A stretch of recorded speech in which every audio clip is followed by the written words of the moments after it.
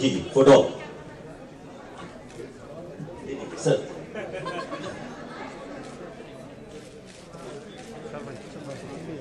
के साथ आप जुड़े हैं और हमारे इस इनिशिएटिव के एम्बेसडर आप बने हैं, तो क्या कहना चाहेंगे आप मीडिया से इस बिग ग्रीन गणेशा के इनिशिएटिव के बारे में? अभी थोड़ी देर पहले इसी मामले में बात हो रही थी कि ये बहुत अच्छा इनिशिएटिव लिया बिग एफएम ने बिग ग्रीन गणेशा के लिए। और क्योंकि मुझे एक बात समझ में नहीं आती थी, जब भी हम लोग गणपति उत्सव मनाते हैं, हम सब लोग धार्मिक भी हैं, अच्छी चीज है ये, भगवान को मानते हैं, उसमें आस्था रखते हैं, लेकिन जब हम लोग अपने घरों में गणपति जी को बिठाते हैं तो कोशिश करते हैं कि अच्छा चप्पल बाहर उतारें, साफ सफाई रखें, और जब हम लोग विसर्जन करने जाते हैं तो हम लोग देखते नहीं है, उस समय तो हम लोग विसर्जन करके आ जाते हैं, तिलक नाच गा के जाते हैं, लेकिन आपने कभी बाहर देखा होगा जब विसर्जन हजारों मूर्तियां आती हैं तो वहां पे कितनी सारी मूर्तियां ऐसी पड़ी रहती हैं। सो वो मुझे लगता है वो आदर नहीं, उल्टा वो निरादर हो जाता है भगवान का। सो वो भी प्लस उसके अलावा हम लोगों को, मुझे ये भी लगता है कि इतना सारा पोल्यूशन हम लोग क्रिएट करते हैं, इसकी वजह से अभी तो खैर इको फ्रेंडली काफी सारी चीजें हैं, लेकिन हमें ये कोशिश करनी चाहिए इस इनिशिएटिव के साथ जो हम लोग सब मिलकर इस मुहिम को चला रहे हैं कि पर्यावरण का भी ध्यान रखें। जब आप समंदर में इतनी सारी मूर्तियां आप विसर्जन करते हैं तो बहुत सारी मछलियां जो हैं वो मर जाती हैं, और आपने देखा होगा जब भी विसर्जन होता है, विसर्जन के 2-4 दिन बाद उसके साइड इफेक्ट्स देखने को मिलते हैं। तो हम लोग इस मुहिम में जुड़े हुए हैं, और मेरी दरख्वास्त है जितने भी लोग इस समय हमें देख रहे हैं, सुन रहे हैं, कि आप लोग भी इस मुहिम के साथ जुड़े और कोशिश करें कि अपनी धार्मिक आस्था के साथ साथ पर्यावरण का भी ध्यान रखें। और मेरे एक दोस्त हैं, वो हमेशा गणपति जी जब बिठाते हैं तो वो कभी विसर्जन करने नहीं जाते हैं, एक्चुअली वो हर साल बिठाते हैं, वो वहीं पे स्नान करवाते हैं। सो बेसिकली बप्पा की गुड बुक्स में आने का कोई ये तरीका नहीं है कि वो बड़े खुश हो रहे हैं, उल्टा उनको दुख ही होता है कि यार मेरी बनाई गई दुनिया जो है उसमें थोड़ा ये गलत हो रहा है कुछ। तो मुझे लगता है कि पर्यावरण को जरूर ध्यान में रखना चाहिए। चलिए यार, बिल्कुल मैंने बिल्कुल नहीं सोचा था, मैं अभी भी सोच रहा था कि खूबसूरत सी लड़की होगी, मेरे को आवाज सुनी ना पड़ता आप बहुत अच्छा बोलते हैं सर। थैंक यू सर, शुक्रिया। अपनी फिल्म के बारे में बताएं सर। सर हमारी फिल्म जो है वो 25 सितंबर को रिलीज हो रही है, जिसका नाम किस किस को प्यार करूं आप काफी बार ले चुके हैं। तो ये बड़ी neat and clean comedy film है, जिस तरीके का हमारा शो है जो बच्चे देखते हैं अपने माँ बाप के साथ, दादा दादी के साथ, ये फिल्म भी वैसी है। आप लोग देख सकते हैं, भरोसा कर सकते हैं। हमें बड़े अच्छे अच्छे कॉम्प्लीमेंट्स मिलते हैं कि यार बड़े पहले मेरी बेटी को ये पसंद नहीं है और मुझे ये पसंद नहीं है, मैं मैच देखना चाहता था, मैं न्यूज देखना चाहता था, वो ये देखना चाहती थी, लेकिन आपका शो जो है हमारी सारी फैमिली बैठ के देखती है। तो मुझे भरोसा है कि हमारी फिल्म भी जो है ये फैमिली में से कोई एक मेंबर नहीं देखने जाएगा, सब लोग साथ में देखने जाएंगे, क्योंकि ऐसी फिल्म है और हर कोई आज की डेट में हंसना चाहता है सर, इतनी सारी टेंशन है दुनिया में। तो मुझे लगता है कि ये फिल्म जो है लोगों को बहुत पसंद आने वाली है। बिल्कुल, एब्सोल्युटली। मैं चाहूंगा कि यहाँ पर हम वेलकम करें बिग एफएम की ओर से। Can we have the bouquets please? ये जाते हुए वेलकम कर रहे हैं आप, अभी तो आगे हुए करना चाहिए। हमने थोड़ा अलग अलग है ऐसे, मतलब बीच बीच में। शुक्रिया thank you sir, thank you so much, thank you so much, शुक्रिया। थैंक यू सर जी। ये मैं आपके हाथ से ले लेता हूं, क्योंकि आप एक्चुअली तीनों के हाथ से ले लेता हूं। आप हमें पेपर डोनेट करने वाले हैं, वो इको फ्रेंडली की थीम है ना सर।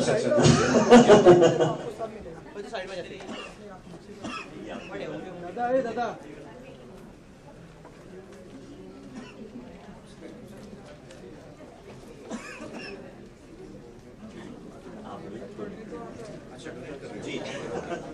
तो ये मैं पेपर डोनेट कर रहा हूँ आज, ये शुक्रिया हम डोनेट कर रहे हैं। सर आपसे भी जानना चाहेंगे किस किस को प्यार करूं के बारे में। तो जैसे कपिल ने बताया, हम लोग ने भी ये फिल्म बनाई। हम लोग हमेशा, लोग जानते हैं कि हम लोग थ्रिलर फिल्में, मिस्ट्रीज फिल्में ऐसी बनाते हैं, तो लेकिन हमारे हमेशा फिल्मों में इंटीग्रल पार्ट कॉमेडी का रहा है। जॉनी पर लीवर या बादशाह फिल्म बनाई थी हमने शाहरुख के साथ, वो पूरी कॉमेडी फिल्म थी। तो आज वापस फिर से हमने ट्राई किए, एक कहानी बहुत अच्छी लगी थी। जब हमने सुनी तो हम लोग 2 घंटा इतने हंसे, इतने एंजॉय किया, तो हमने बोला शायद ये ऐसा फिल्म क्यों नहीं बनाई जाए जो साथ में जैसे हम एंजॉय कर रहे हैं वैसे लोग भी एंजॉय करें। तो इससे neat and clean entertainer for the entire family, और हम लोग चाहते हैं कि लोग जाके देखें फिल्म और पूरी फैमिली के परिवार के साथ और एंजॉय करें। अब्बास मस्तान सर की एक कहना है इनका कि फिल्म में हम लोग अलग अलग जोनर ट्राई करेंगे, अगर कुछ नहीं बदलेगा तो वो है सफेद कपड़े, वो हम नहीं बदलेंगे, फिल्म में अलग अलग करेंगे। जी अब्बास भाई। लेकिन हम लोग तो कपिल जी ने करेक्ट कहा। अच्छा, हम लोग तो ये बोलना चाहते हैं कि ये पिक्चर रियली जो हम लोग को सब्जेक्ट इतना अच्छा लगा था, और सब्जेक्ट सुनते ही हम लोग ने सोचा कि ये इसकी कास्टिंग क्या होगी। तो हम लोग इनके शो बहुत देखा करते थे घर में, हमारी फैमिली सब लोग लाइक करते थे। हम लोग ने हमारे राइटर अमिबल गोस्वामी से कहा कि कपिल शर्मा का हम वो भी लिखते ही है, वो भी उसके राइटर ही है। तो हम लोग ने सोचा कि कपिल शर्मा को अप्रोच किया जाए और उनके सब्जेक्ट सुनाया जाए। जब उन्होंने सब्जेक्ट सुना उनको बहुत अच्छा लगा, तो मैंने कहा अब्बास भाई पिक्चर हम लोग करते हैं, इससे वेरी गुड सब्जेक्ट, सब लोग एंजॉय करेंगे। आप जिन्होंने इनका शो देखा है ये कहानी के साथ पूरी फिल्म देखेंगे और सब लोग एंजॉय करेंगे। चारों लड़के हैं, तीन उनकी वाइफ है और एक इनके गर्लफ्रेंड है, एंड एवरीबॉडी विल एंजॉय। एक बीवियां भी तो है ना साथ में, कॉम्प्लीमेंट भी जो मिली है। तो सब लोग बहुत एंजॉय करेंगे, मगर आगे क्या होगा ये तो हमारी पिक्चर में कुछ ना कुछ ऐसा रहता ही है, लेकिन इसमें भी कैसे सॉल्व करते हैं, कैसा होता है। और कपिल शर्मा ने इसमें जो ड्रामेटिक सीक्वेंस किए बहुत कमाल के किए, जो क्लाइमेक्स में लिए हैं, एंड थैंक यू। मैं तो बोलता हूँ इनके लिए क्लैप कर दीजिए, पिक्चर में आप क्लैप मारोगे। और इन्होंने इंटरवल सीन किया है जो हमको बहुत अच्छा लगता है, उन्होंने एक शॉट में किया है। हमको लगता है कि किसी एक एक्टर को एक शॉट में एक सीन करवाना है, इट्स वेरी डिफिकल्ट, क्योंकि वहाँ पे मार्किंग, ये चौक मार्क, ये मार्क, इतने यहाँ से जाना उठना बैठना, और इन्होंने एक शॉट में किया है, सुपर किया है। वो देखेगा तो आप लोग, मगर पहले तो हमको लगा कि एक शॉट में कैसे करेंगे करना, मगर उन्होंने एक शॉट में किया है जिसमें ह्यूमर भी है और एक ड्रीम के अंदर आदमी किस तरीके से बोलता है। Super performance. मस्तान भाई आप मेरी तारीफ करना चाहेंगे कुछ? तारीफ इतनी और कि जो अब्बास ने कहा कि ये फर्स्ट टेक में ओके हो गया, उसकी रीटेक की जरूरत नहीं पड़ी। और उसके बाद हम लोग ने सुबह का खाना मंगाया था, वो हमारा खाना वेस्ट हुआ क्योंकि हम लोग को जल्दी शूटिंग खत्म करनी पड़ी। इन्होंने एक शॉट में अच्छा सा टेक दे दिया, उसके बाद सेकंड टेक की जरूरत पड़ी। Thank you. आई ना, आई यहाँ भावना जी कुछ कहना चाह रही हैं। मैं ये कहना चाहती हूँ कि जो कॉर्पोरेट में काम करते हैं बहुत ही स्ट्रेसफुल काम होता है, और जितनी हाई पोजीशन होती है उन पर उतना ज्यादा प्रेशर होता है। और जब कभी हम BFM के लोगों को मिलते हैं पैसेज में तो सबके आईब्रोज ऐसे होते हैं और बहुत थके हुए लगते हैं, सिर्फ कि जब लिफ्ट में मिले हमको और वो घर जा रहे हैं। आज पहली बार कपिल के आने से सबके यहाँ और चेहरे पर रौनक आ गई। मैं समझ सकता हूँ, पता है ये इतना स्ट्रेसफुल होता है, ये जो एक शीशे वाले ऑफिस लगे रहते हैं ना, AC लगे रहते हैं बिना खिड़की वाले, ये बहुत स्ट्रेसफुल। मैं समझ सकता हूँ, मेरे पड़ोसी हैं, उनको इतनी टेंशन रहती है ना मैम, वो मतलब उनको खुद पता, मेरे ख्याल से सेल्स में है, वो सारा दिन उनको ये टेंशन रहती है, टारगेट ये वो, पता नहीं किसमें सेल्स वाले हंस रहे बेचारे, भगवान आपका भला करे, ऐसे हंसते रहो। अच्छा वो सेल्स में उनको इतनी आदत होगी ना, रात को 2 ड्रिंक मार के उन्होंने मुर्गियां रखी करनी चाहिए छोटी छोटी, उनको बोल रहे सुबह 2 अंडे चाहिए, सभी मुर्गियों ने 2 अंडे दे दिए, एक ने एक दिया, उस पर भड़क रहे। मैंने कहा था 2 अंडे चाहिए, वो कहती है तो मैंने आपके डर की वजह से दे दिया, वैसे तो मैं मुर्गा हूँ। तो बड़ा भाई आप लोगों को तो भगवान खुश रखे हमेशा, बहुत मुझे, मैं समझ सकता हूँ आपके ऊपर क्या बीती जब टारगेट दिए जाते हैं आपको। अच्छा कुंवारे लोगों को कोई फर्क नहीं पड़ता, पता है उनको थोड़ा टेंशन होती है उल्टा जब टारगेट दिए जाते हैं, आप लोग समझ सकते हो। शादीशुदा आदमी को टेंशन नहीं होती एक्चुअली, चलो मैं घर लेट जाऊंगा, कोई बीवी का मुंह थोड़ा लेट देखने को मिलेगा। कुंवारे आदमी को टेंशन होती है, आप शादीशुदा आदमी को बेचारे को होता है कि चलो, पर उसकी प्रॉब्लम वो होती है जब घर जाता है ना, ये टारगेट वगैरह कंप्लीट करने के चक्कर में कि चलो यार टारगेट कंप्लीट करते हैं, ये है वो जाते हैं, बीवियां अलग से रात को भड़कती है। तो मुंबई जैसे शहरों में आप 8 बजे ऑफिस बंद होता है, 2 घंटे ओवर टाइम करते हो, 10 बजे तक 2 घंटे ट्रैफिक में, 12 साढ़े 12 घर पहुंचते हो, आपका टारगेट वैसे ही कंप्लीट हो चुका होता है। तो बीवियां फिर भड़कती हैं कि कहां से आ रहे हो इस समय, ये वो। तो बंदा भी भड़कता है यार, सारा दिन मेहनत करके आया कि क्या करूं, टारगेट नहीं कंप्लीट करना, कंपनी ने टारगेट दिया कंप्लीट ना करूं। तो बीवियां वो भी बेचारी सच्ची होती, कहती काय का टारगेट, जब नई नई शादी हुई तब तो कोई टारगेट नहीं देती थी कंपनी को, तब तो रात 9 बजे मैं तेरा टारगेट होती थी। तो ये बड़ी स्ट्रेसफुल लाइफ है। भगवान आपको हमेशा खुश रखे और बस हंसते रहिए, मुस्कुराते रहिए और देखते रहिए किस किस को प्यार करोगे। मुझे ये अपना 25 सितंबर, हाँ वो तो सर याद है, बड़ा बड़ा लिखा है, कभी भूल नहीं सकते, सबको याद है ना, कभी आ रही है 25 सितंबर को भाई 2015, पता चले वो साल बाद। तो ये केक मैम हमारी खुशी में मिलाया गया। जी जी बिल्कुल, और इतनी इज्जत देने के लिए बहुत बहुत शुक्रिया। मेरे कभी जन्मदिन पे नहीं किसी ने केक काटा। बिरला व्हाइट वॉल केयर जो हैं हमारे साथ जुड़े हैं बिग ग्रीन गणेशा से, तो मिस्टर केदार लेले हमारे साथ हैं, तो केदार जी को मैं बुलाना चाहूंगा कि वो भी आए कि इस इनिशिएटिव के साथ चले। तो बिरला व्हाइट वॉल केयर ये केक जी अब्बास भाई, मैं अब्बास भाई से सर प्लीज। अच्छा निशांत, आज बिग एफएम सुन का बर्थडे भी है, कहाँ है निशांत? निशांत अभी ब्रदर, कैसा लग रहा है दुनिया में आके? अच्छा सेल्स में आप भी, अच्छा चलो खुश रहिए। तो मैं चाहता हूँ निशांत, हम लोग आपको इतना प्यार दिया, बहुत बहुत शुक्रिया, लेकिन आपका बर्थडे तो मैं चाहूंगा आप ही ये केक काटें। हाँ साथ में क्या नरम ही कट जाएगा एक बंदे। Please happy birthday, happy birthday, happy birthday. Time नहीं है।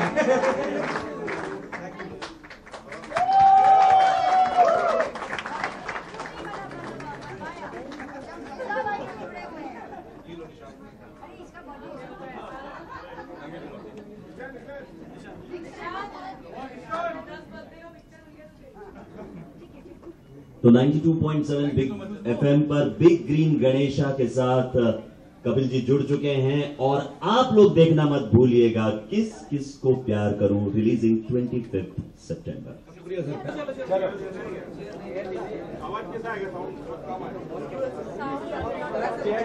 ये तो बहुत अच्छा है।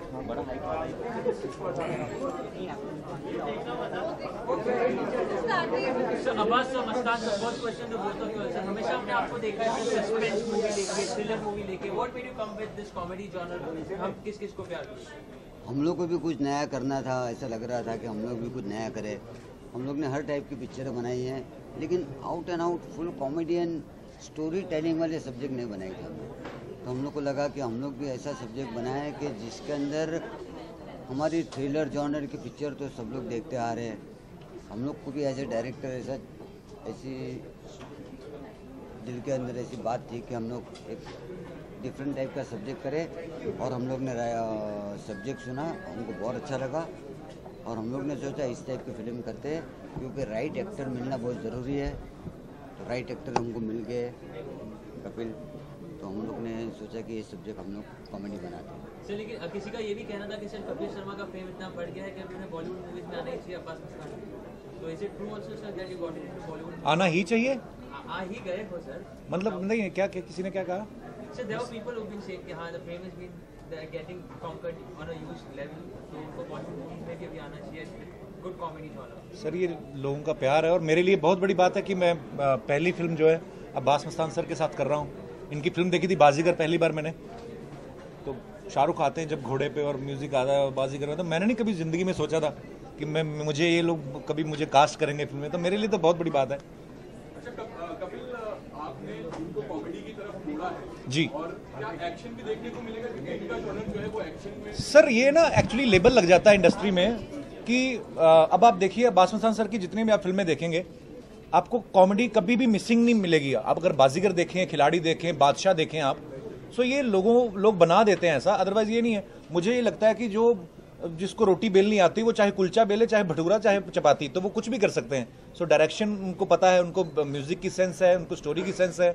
सो कॉमेडी हमेशा उनकी फिल्मों में रही है। हाँ, इस बार ये नया कि आउट एंड आउट कॉमेडी जो है वो उन्होंने पहली बार करी है, क्योंकि इससे पहले मिला भी नहीं ना उनको। So Kapil, your forte is as a stand-up comedian. तो जी। अभी आप जब एक्टर बन गए हो तो आगे चल के आप सारे जॉनर्स को सर बिल्कुल मैं ट्राई करूंगा। मुझे अब्बास भाई ने ये भी कहा कि तुम्हें एक्शन सीखना चाहिए क्योंकि आगे चल के हम लोग कुछ ऐसा भी प्लान कर सकते हैं। पर मुझे ये लगता है कि स्टैंड अप कॉमेडी से लोग मुझे जानते हैं। मैं सीरियस थिएटर करता रहा हूँ 10-12 साल, उसका किसी को पता नहीं एक्चुअली, क्योंकि जो ऑब्वियसली जब आप टीवी पे काम करते हो, जब करोड़ों लोग एक साथ देखते हैं तो जो चीज़ आप करते हो वही दिखती है और वही उसी में लोग आपको मानते हैं। सो मुझे बड़े सालों बाद इसमें एक बड़ा क्लाइमेक्स सीन है जो हमारा, उसमें मुझे थोड़ा गंभीर और इमोशनल सीन भी करने का मौका मिला। सो फिल्म में सारे रंग हैं एक्चुअली, पर ये है कि मेन जो हमारी फिल्म है वो कॉमेडी है, तो मजा आएगा लोगों को। कपिल 70 mm पर पहली बार आप नजर आएंगे जी। कॉमेडी करते हुए। ऐसा कौन सा कॉमेडियन है जिसको आप मानते हैं कि हाँ 70 mm पर कुछ ना कुछ अपने जैसा उनसे रिलेट करते हैं? सर मुझे नहीं लगता कि कोई भी इंसान किसी के जैसा नहीं होता है, सब अलग होते हैं। पर मैंने हर किसी से कुछ ना कुछ सीखा है सर। अगर आप महमूद साहब की बात करें तो वो ऐसे एक्टर थे कि उनका फिल्म में होना ज़रूरी समझा जाता था उस समय। अगर बच्चन साहब को आप देखें तो वो जब कॉमेडी करते हैं तो लगता नहीं कि उनसे बढ़िया कोई करता है, और जब एक्शन करते हैं तो ये भी नहीं लगता कि उनसे बढ़िया कोई एक्शन करता है। गोविंदा सर हैं, अरशद वारसी हैं, बहुत सारे, अभिषेक हैं। तो मैं जब उनसे नहीं मिला था तो मुझे नहीं पता था कि वो किस किस्म के इंसान हैं, पर वो इतने ह्यूमरस हैं। सो काफ़ी सारे लोग हैं और बड़ा कुछ सीखने को मिलता है इंडस्ट्री में जब आप पूछ जाते हैं।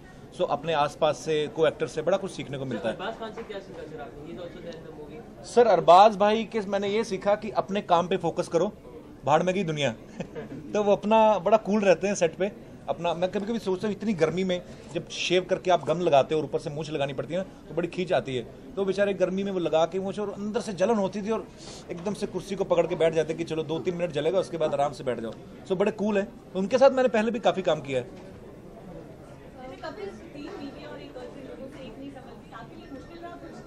No I am enjoying. ये रियल लाइफ में हो तो बड़ा पंगा है। ये अगर 3 बीवियां और होती भी नहीं होंगी, मुझे नहीं लगता किसी की होती होंगी। पहले ज़माने में होता था, राजा महाराजा रखते थे 365-400 बीवियां। मैं एक दिन कहीं पे तो पढ़ रहा था, मैं वहाँ पे लिखा हुआ था, एक हमारे अमेरिका में कोई रेस्टोरेंट था, उन्होंने सब इंडियन राजाओं की फोटो वगैरह लगाई थी कि ये हो गया, वो हो गया, इतने इसकी बीवियाँ इतनी थी इतनी। मैं सोचूं अंग्रेज तभी घुस गए भारत में, क्योंकि ये तो इसी चक्कर में बिजी रहे होंगे। पर नहीं, it's a very tough thing कि, पर हाँ ये फिल्म है तो एक लाइट मूड रहता है। ऑब्वियसली मैं एंजॉय करूंगा क्योंकि ये फिल्म है। सो मजा आया फिल्म करके। वैसे तो आप अपने शो में जैसे जब स्वच्छता अभियान आया था तो उसको दिखाते थे। अब ये जो इनिशिएटिव है जिसके लिए आपने जी, तो आप इसको भी अपने शो पे प्रमोट करेंगे? जी, आप अगर आप देखें तो ये भी स्वच्छता अभियान का एक हिस्सा है। बिकॉज हम लोग अगर स्वच्छ भारत की बात करते हैं तो ये सब चीज़ें भी उसी में आती हैं। बिकॉज ये गणपति विसर्जन जो है मोस्टली मुंबई में ज़्यादा मनाया जाता है, महाराष्ट्र में मनाया जाता है। सो अगर हम लोग महाराष्ट्र में ये प्रण कर लें कि हमें अपना, क्योंकि हमें यहीं पे रहना है, तो अगर हम लोग इसको साफ नहीं रखेंगे तो कौन रखेगा? कोई बाहर से आके तो रखेगा नहीं। अगर हम लोग कभी बाहर जाते हैं तो सबसे पहली चीज़ हम लोग ढूंढते हैं कि चॉकलेट खा के भी रैपर ढूंढने के लिए कि डस्टबिन कहाँ है, लेकिन अपनी कंट्री में हम लोग लिबर्टी ले लेते हैं ये।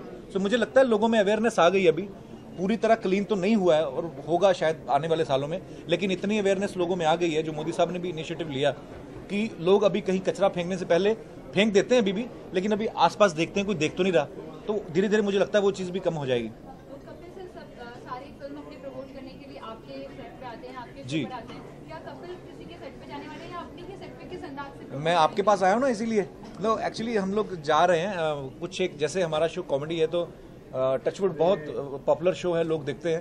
पर कुछ लोग जो म्यूजिकल शोज़ देखते हैं, जिनको म्यूजिक भी पसंद है और अलग टाइम स्लॉट्स पे जो शोज़ आते हैं, हम लोग ऑलरेडी अभी एक NTV पे एक शो है द वॉइस, उसमें जाके आए हैं। अभी हम लोग इंडियन आइडल में जाने वाले हैं, डांस इंडिया डांस में जाने वाले हैं। सो हर तरीके के शोज़ जो हैं, तारक मेहता का उल्टा चश्मा, उसमें भी जाएंगे। बिकॉज हर एक शो की अपनी अपनी खासियत है, सब जगह जाएंगे हम लोग। कोई नई चीज सीखी आपने जब अभी अब्बास मस्तानी? सर मैंने रोमांस करना सीखा एक्चुअली। पहले तो मैं बदतमीजी करता था, फ्लर्ट करता था अपने सेट पे, पर मैंने देखा है कि ग्रेसफुली रोमांस आप कैसे करते हो। और ये मुझे मुस्तान भाई ने पहली बार बताया। हम राजस्थान में शूट कर रहे थे, तो मेरे साथ मंजरी थी और सिमरन थी, उनके साथ शूट कर रहा था मैं। तो मुझे डर लग रहा था यार, मैं किसी की बहू बेटी को कैसे पकड़े, आप ऐसा नहीं अच्छा लगता है। तो मेरे को मुस्तान भाई ने कहा कि नहीं नहीं तुम हीरो, तुम्हारी हीरोइन है। फिर मेरे दिमाग में आया यार, ये तो हम तो आए इसीलिए इतनी दूर से फ्लाइट लेकर राजस्थान में। तो थोड़ी देर बाद फिर मुझे पता चला कि नीचे कब्रें थी, लेकिन बड़ा खूबसूरत था। तो मेरे मन में ये भी आया कि नीचे आदमी सो रहे हैं यार बेचारे, जो उनके ऊपर चढ़ के हम लोग समंदर तू किनारा मैं कर रहे हैं। पर नई चीज़ें सीखने को मिली, क्योंकि ये कैमरा के आगे आपको जो आपकी स्क्रिप्ट में लिखा है वो आपको करना पड़ेगा और आपको यू हैव टू बी। सो मैंने बहुत बड़ी सारी चीज़ें सीखी सर उसमें। जी, गणपति महोत्सव पे सब तमाम दर्शकों को हमारी तरफ से, जितने भी लोग इस समय हमें देख रहे हैं, आप सबको गणपति महोत्सव की ढेर सारी शुभकामनाएं। और दिवाली भी आ रही है बहुत जल्द, उसकी भी आपको ढेर सारी शुभकामनाएं। नया साल भी आ रहा है, उसकी भी ढेर सारी शुभकामनाएं। जन्माष्टमी भी आ रही है, उसकी भी आप सबको ढेर सारी शुभकामनाएं। भगवान आपको खुश रखे, तंदुरुस्त रखे, आपके परिवार खुश रहें और बस खुशियाँ ही खुशियाँ हों। थैंक यू जी। पहले एक बात बताओ, स्कूल नहीं गई आप आज? नहीं, बड़ी छोटी सी जर्नलिस्ट है यार। छूट गई 6 बजे। अच्छा, आपने बोला कि आपने रोमांस सीख लिया, तो अभी आप शमोना को साथ रोमांस करेंगे या फिर अभी भी उनको ऐसे ही? Asha, you are talking about that girl who comes in TV? नहीं यार, वो उसका अपना मजा है, क्योंकि आप जितना भी, मेरे को लोग बड़ा बोलते हैं कई बार कि आप अपनी बीवी को इतना तंग क्यों करते हो, पर एंजॉय भी उसी चीज को करते हैं। यूनिवर्सल ट्रूथ है ये। कम से कम हमारा कल्चर ऐसा तो है कि एक ही बीवी के साथ रहते हैं, कि दूसरे लोग तो कैलेंडर की तरह बीवियां बदलते हैं बाहर दूसरे देशों में, अगर आप देखो तो। ये मुझे लगता है कि मैं नहीं बदलूंगा, मैं उसके साथ ऐसा ही रहूंगा। वो भी तो मुझे मारती है, उसके बारे में कभी नहीं पूछा किसी ने। मुझे मारने और एक शो आ गया कॉमेडी नाइट जी, तो बहुत सारी अटकलें हैं कि अब कपिल का शो ऑफर हो जाएगा और वो शो भी वही टाइम स्लॉट पे आ रहा है, सैटरडे के टाइम पे, तो संडे का स्लॉट भी वही शो फिल करेगा। तो इज इट ट्रू? नहीं, ये बिल्कुल सच नहीं है। हमारा शो संडे को आता है, और क्योंकि हम लोग ट्वाइस इन ए वीक थे पहले, तो वो सैटरडे हम लोगों ने छोड़ दिया स्लॉट, बिकॉज 26 एपिसोड की सीरीज बनाई थी ये। टचवुड लोगों का इतना प्यार मिला तो हम 200 एपिसोड के आसपास पहुंच गए हैं। सो फिल्म भी थी करने के लिए, आगे और भी प्रोजेक्ट्स हैं, तो मुझे लगा कि क्वालिटी मेंटेन रहनी चाहिए, ना कि क्वांटिटी। मैं प्रोड्यूसर जरूर बनाऊं अपने शो का, लेकिन मेरी प्रोड्यूसर वाली सोच नहीं है। मैंने अपने पैसे आधे कर लिए, लेकिन शो मैंने वंस इन ए वीक किया ताकि लोग एंजॉय करते रहे, देखते रहे। वो अलग शो है, वो उसका फॉर्मेट अलग है, वो सैटरडे को आएगा और हमारा संडे को। चलिए, थैंक यू सो मच, शुक्रिया आप सबका बहुत